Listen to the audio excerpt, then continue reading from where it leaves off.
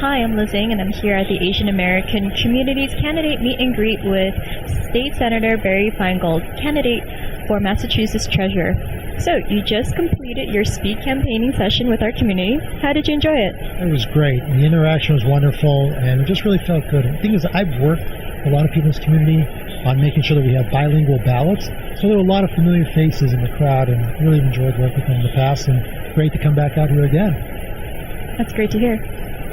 So what distinguishes you from your Democratic opponents in this primary? Well, I think there are a couple things. First of all, I'm the only candidate in this race that has served both on the local level and also the state level. I'm also the only candidate that's actually started their own business. And I think that's really important because one of the most important things that you do as treasurer is you manage money.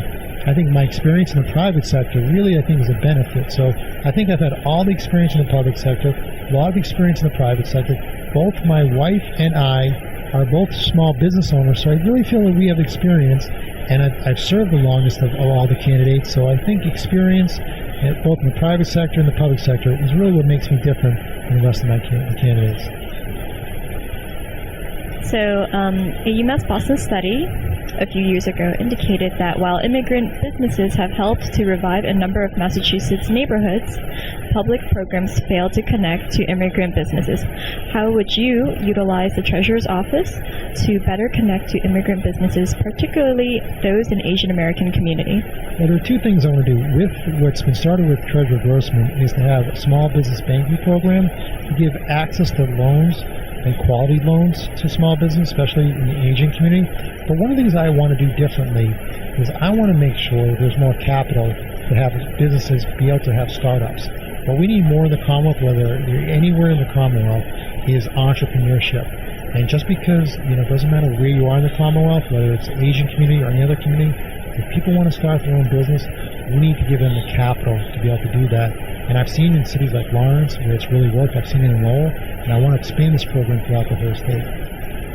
I wish my mom knew that. She owns her own business too. That's great. No, but I think it's about opportunity because we need people who are job creators. And I think what makes our country great and what makes Massachusetts great is the opportunity to start your own business. And I've seen with this program called the Sandbox how successful it's been in Lawrence and Lowell, and I want to try to expand that program statewide, especially in urban and minority communities. Great, thank you. And is there anything else you would like to add, Mr.? Well, I think one of the things that people should know about me is I started off in the Georgetown Housing Projects in Hyde Park. It wasn't until my dad got a job in North Shore that my family moved up to that area, but I truly grew up a middle-class kid. Everything I've ever had to do in my life I've had to work for. I was a paper boy when I was 10 years old. I unloaded trucks at 3 in the morning to pay for my college education.